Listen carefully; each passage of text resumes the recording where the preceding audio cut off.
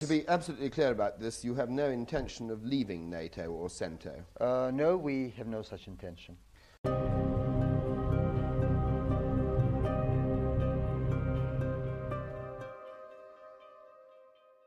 What about the United States bases that are here? Is there any possibility that if the Americans keep on their embargo, that you would close those bases and close them permanently? Well, we would rather call them installations. They are not bases in the proper sense of the term. They are, most of them, are closed, or rather their functions have been suspended for some years, and there is no legal basis at the moment to reactivate them. A new legal basis would have to be negotiated with the United States, and if the embargo is not lifted, obviously that cannot be done. But then would you have them dismantled? Would they be permanently closed? Well, I think there is no sense in keeping them permanently suspended. You've been showing interest in the new relationship with Russia, almost promoting it. You've had the Soviet Chief of Staff here, and you're going to Russia next month. You've indicated you would like a more multilateral foreign policy. What does that mean? Détente means a lot for a country like Turkey, which is situated in a very critical part of the world, and we want to make our own contribution to détente. We have a stake in it. And we believe, the Turkish nation believes, and particularly our government believes, that the best and the most peaceful and respectable way of ensuring a country's security is to see to it that it lives in an atmosphere of mutual confidence with all her neighbors and all the countries of the region, and that's exactly what we are trying to do. But Russia would certainly be glad if you left NATO. Well, we have never been faced with such a request from any of our neighbors. The existing balance in the world and the components constituting that balance seems to be taken as a reality of our times. The phrase, I think, that's used in Turkey now is new defense concepts. What does that mean? Well, you see, the attitude of our neighbors, which are not our allies, have changed in the positive sense towards Turkey in recent years, whereas the attitude of our only NATO ally in the region has changed in the negative sense. We have to take these into consideration. We have to take the changes in military technology into consideration. We have to take the realities of détente into consideration, and also the fact that Turkey is left alone to a large extent by her allies. All these have to be taken into consideration, and a new defense concept which should make Turkey more self-sufficient. There are two implications in that. First, what do you mean by self-sufficient?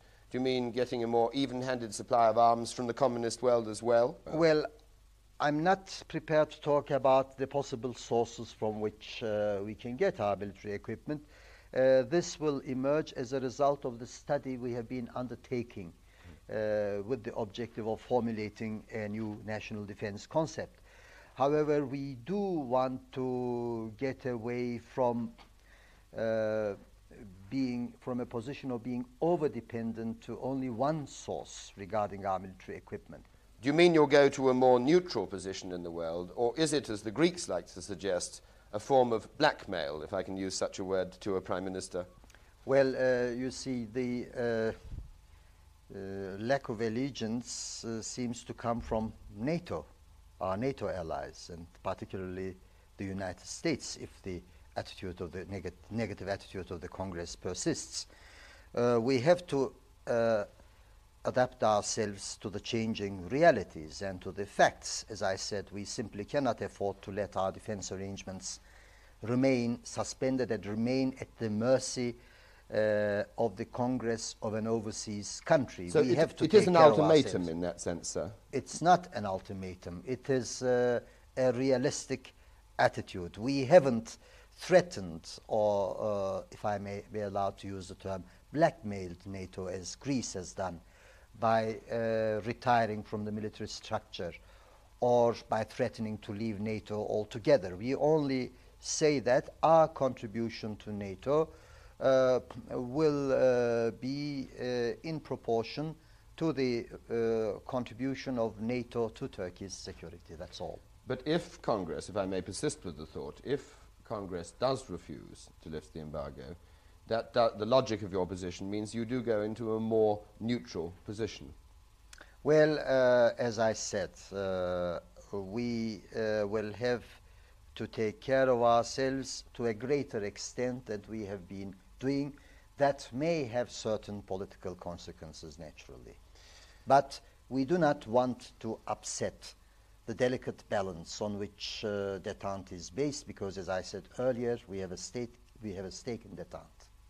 Domestically, sir, you do have economic problems that make our recent ones, or even Italy's, look like molehills to a mountain. You have won some support from the IMF and the international community, but how are you going to get out of your problems? We did inherit a very heavy burden economically when we took over as government at the beginning of the year, because very irresponsible policies, or non-policies, if I may say so, had been followed in the 3 years that preceded our government. And unfortunately, this period of irresponsibility coincided with a period of world economic crisis to some degree. But we have taken the economic problems very seriously, and we have adopted a very brave and coherent attitude, leaving modesty aside.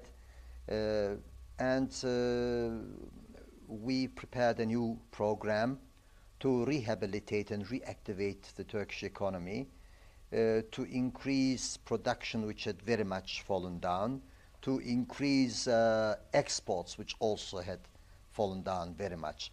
And the measures that we adopted have been so convincing, obviously, that the IMF did not hesitate to not only to give the green light as far as Turkey is concerned, but even to offer some credit facilities. In this context, you are an associate member of the EEC, and it looks as if Greece may become a full member with a veto of any help given to you. We have started a project of study about our problems with the European Economic Community, and I shall be in Brussels by the end of this month, which will give me a chance to talk with the responsible people there.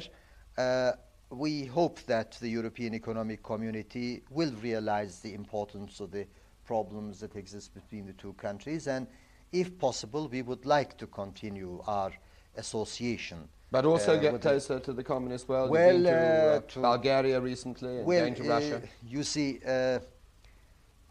many of our Western allies, many countries which are in the forefront of capitalism, have already established much closer economic relations and cooperation with the Soviet Union and other socialist or communist countries. They are our neighbors, and we want to establish close ties and cooperation, economically, culturally, and as far as possible in other areas with our neighbors. We want to get along with them and live in peace side by side with them. The other great problem, perhaps the greatest of all facing you, is domestic violence, which has got even worse during the 4 months you've been in office. Why? Our government has been able to end, to a large extent, the clashes between groups of different ideologies with the effective measures it has taken and with the unbiased, neutral approach that it has adopted. As a result, the people who want to perpetuate violence in Turkey have taken recourse to the extreme degree and to a very inhuman form of violence, which is which consists of sabotages and assassination attempts, and they usually use youngsters or even children in order to undertake such violent actions. But who is this? Is this the right? Is it the left? Well, or is it you both? see, for some years, violence has been mostly coming from the extreme right.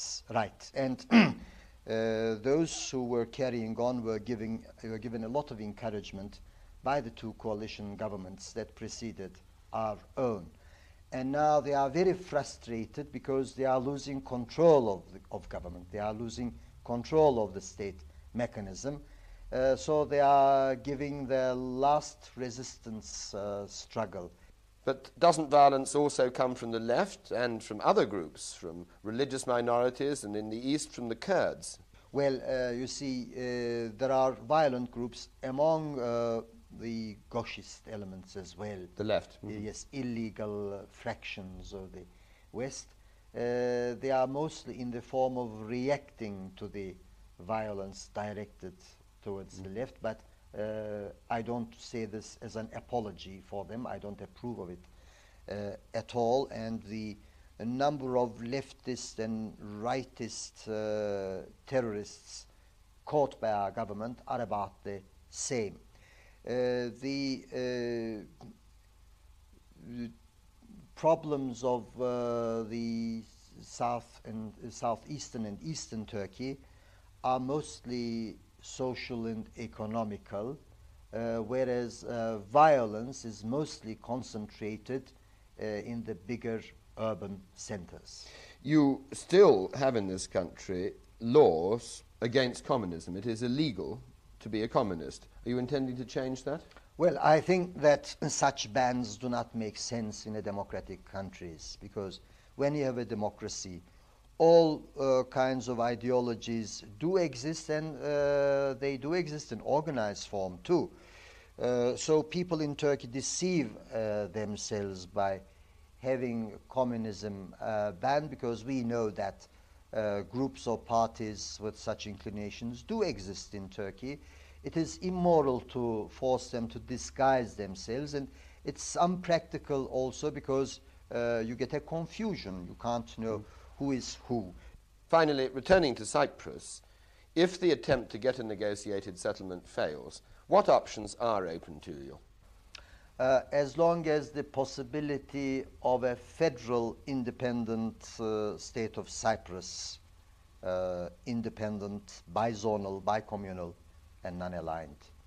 As long as that hope remains, I don't want to think and talk about other possibilities, although other possibilities certainly may be found. But we have always thought, particularly my party, has thought from the 60s onwards, that the best solution in the interest of the Turks and the Greeks and of all the countries of the region, the best solution would be a federal solution. So we are still working with that objective in mind.